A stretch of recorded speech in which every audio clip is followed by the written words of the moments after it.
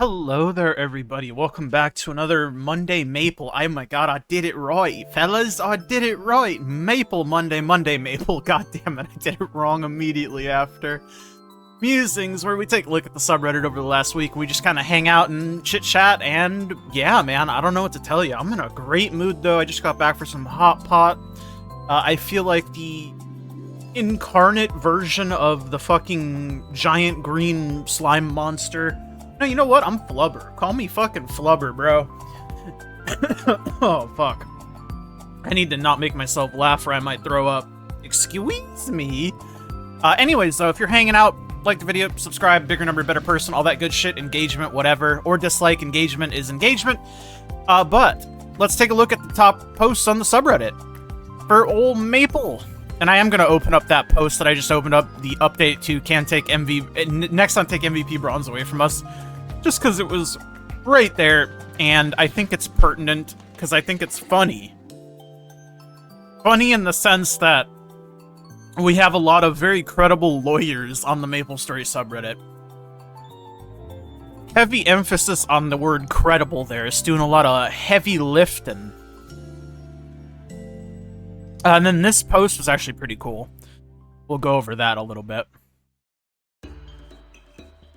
Alright, let's take a look at this. Okay, so, first up on the list is update to can Nexon take MVP bronze away from us with notice of dispute language. Hello, good people.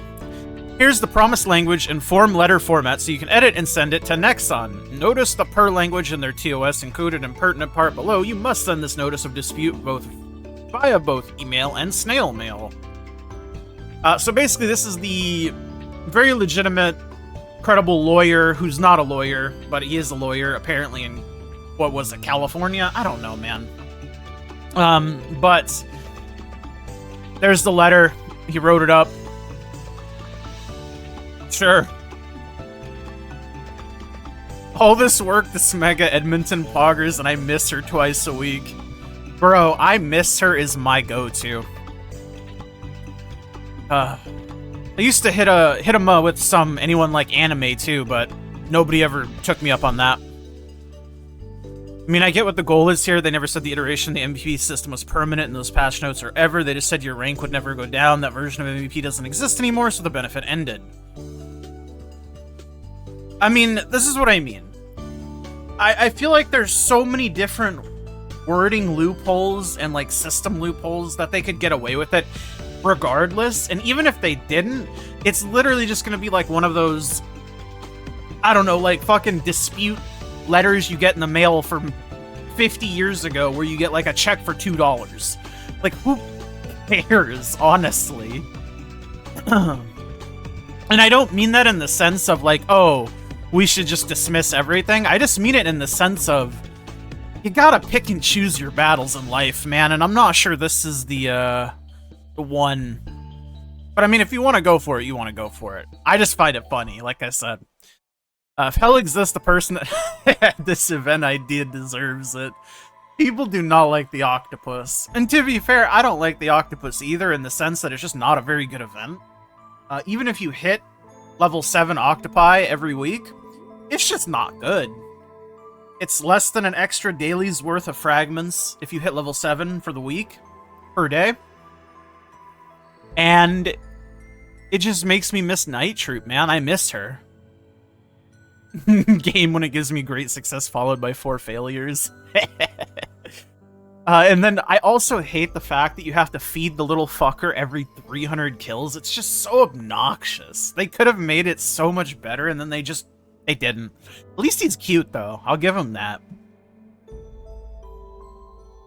I just view it as a bonus to the grind. This at least helps with the crash out. It is what it is, man.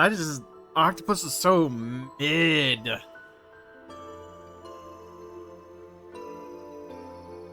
And then this shows how many people are like super giga conspiracy theorists. I don't doubt that rates haven't been accurate in the past, because they haven't been, obviously, right? Which is why the whole like cubing shit was like a big deal. But that was only with cubing. And it's never been proven one way or the other that, like, anything else was ever, like, off its stated rates. And I don't know, maybe it's just because I play Uma Musume, and that game really kind of drills it into your skull that 95% chance, while it is a large number, it doesn't round up to 100%. 5% of the time, you are gonna fail. If you have a 50% chance to pass something, in your mind, that seems large, right? But you have to keep in mind that the other side of the coin, which is 50% failure, is the same chance. I don't know. It's just crazy to me. Constantly failing 20% success, but also hitting 2% flee at the same time. I've never hit flee. See, we can we can have our anecdotal, like, evidence and shit here too. I mean, I've leveled up my octopi, and I go for level 7 minimum on all of them. I've never hit the flee chance, you know what I mean? But, like, what does that mean? It doesn't mean anything. 2% chance is more than 0. It doesn't automatically round down to 0 just because it's a small number. Anyways, I get the frustration. It's just frustration. Which I totally understand. I'm just glad that the event itself isn't good, so you don't really have to care about it. That's the way I look at it. Saves me some stress. Same day. I got a sauce, a daybreak, CFE, Dreamy Belt, and Twilight. That's big, man. I got a Dreamy Belt this week, too. But it was on my Thunderbreaker. The character I really don't need it on. Mods cook his hairline, it's already receding. That's fucked up, y'all. Cast a hex on the poor lad. Mechanic was voted weakest in the lore. Thank you, everyone, for participating. So this was like one of those once-a-day things where people vote on, like, the highest... Or basically, each day is a different thing. Like, what class has the best skill visuals, worst skill visuals, etc. And then the top most upvoted comment gets added to the chart, and then the next day, the next one.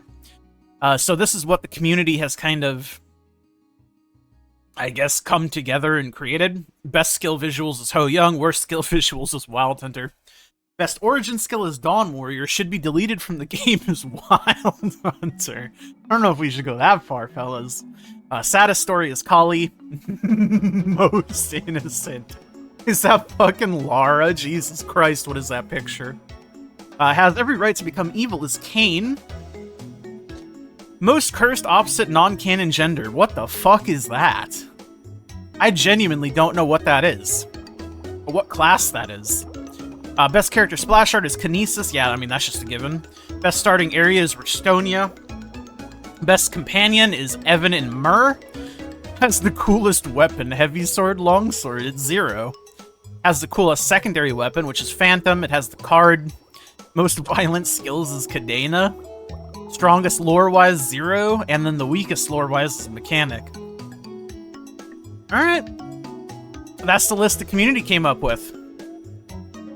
I don't know who the fuck this opposite gender class is, but they do be looking like they're from 2005, whoever it is. Gotta be kidding me, Nukes lost to a cat.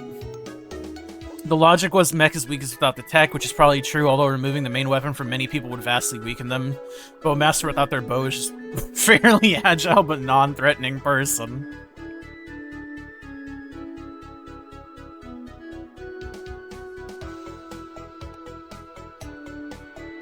I can't believe the mechanic slander. What is the non-canon gender? Oh, it's Kana. Bro, what the hell? I don't know about all that. Inkwell, you know what to do. I know this is a long shot, but since we can't get them with MVP anymore, I hope they add it to one of the shops. A welcome alternative would be in the RP shop. 250 Legion coin hyper megaphone. Oh lord, I miss her. I want it to come back. I miss her. The her is the megaphone in this case.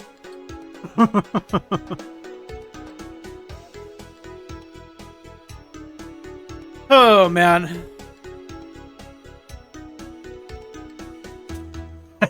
Honestly, sometimes I wonder why they would lock the world chat behind a paywall. Then I remember what people use the Smegas for. Honestly, prison, honey. Just remove Smegas and introduce global chat. I mean, yeah, they should add like a chat channel that you can just opt into. Or opt out of, excuse me. I think it should probably be turned on by default, like a global chat. And then you can obviously turn it off if you don't want it. But I think that's just the easiest way to do it. I mean, that's like how pretty much every big MMO does it, right? I mean, at least in like the veins of like World of Warcraft and all that. But, shit, man. A bit early, but here are all the rewards exclusive to the upcoming Challenger World 2. Oh yeah, so this shit is gonna go fucking woo-woo, bonanza, bazoinga, bazoinga, wooga, wooga. This shit's gonna go nutty. And basically, I'm gonna make my Len. My Len's gonna be like one of my Challenger Legion champions, and it's gonna go fucking bazoingas. The total rewards are kind of in the bottom middle here, which is pretty juicy, and then there's obviously the breakdowns of the amounts of things that you get per, like, reward track, I guess. But, yeah. I'm definitely going to be making some Challenger World 2 videos, and I don't know how much I'm going to push in Challenger World 2. I might push a little bit more than I did in Challenger World 1, just because Challenger World 1, the buff system was really kind of ass, and I also didn't really feel like playing it more than, like, bare minimum. Aside from, like, the intro videos, which I did have a lot of fun making. But Challenger World 2, I think I'll probably do a little bit more. How much more? I don't know. I've been kind of floating, like, I've been floating the idea of, like, getting to solo Black Mage or whatever in CW2. And, like, having that be, quote-unquote, the series end. But I guess I'll just have to wait and see how good the buffs actually end up being for Challenger World 2. I know they're much better than Challenger World 1. I just don't know if they're the equivalent of, like, Legion and Artifact, or what. Because if they're the equivalent of, like, 8k Legion plus Artifact, then, like, BM solo should be totally reasonable, even without super much grinding. And when I say BM solo, I mean, like, a reasonable solo. I don't mean, like, a fucking full-timer solo. I'm ass, bro. I can't do that. Well, I mean, I probably could if I practice enough, but I just... yeah, I don't want to do that. I don't want to do all that. Also worth mentioning, you can double dip on a lot of dailies and weeklies, mouse perk, MP, etc. Yeah, this is the same thing that we did from last Challenger World, so all of that shit will still exist. So basically, if you don't have a maxed out account, I mean, Challenger World, if you have the time to do it, it is very time invest heavy. But if you have the time to do it, it's definitely worth doing it from that perspective alone. But time is valuable and time is a resource, which a lot of people seem to forget.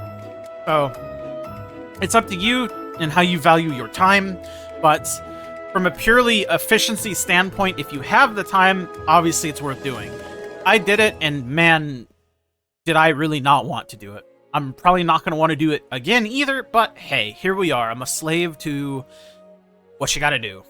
It is what it is type beat.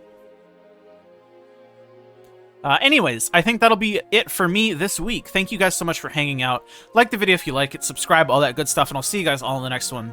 Thank you for hanging out as always. Thank you to my YouTube members. It's Biscuits Inner Diz, Rings to My Life, I'm Nufu. Love all you guys very, very much, and I'll see you guys very, very soon. Bye!